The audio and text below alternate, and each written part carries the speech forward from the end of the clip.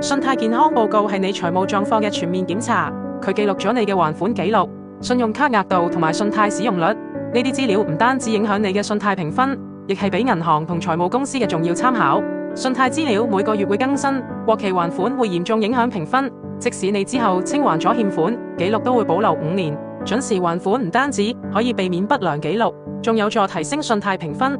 如果你有多筆卡數或高息貸款，還款壓力大，而且因為還款日雜亂而唔記得還款，導致過期利息增加，債務負擔加重，中潤提供免費信貸健康報告查詢，專業團隊會根據報告幫你梳理債務，度身訂造解決方案。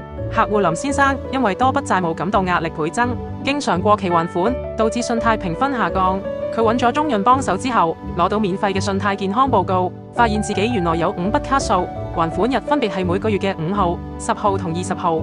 另外仲有一筆年利率高達30%嘅高息貸款。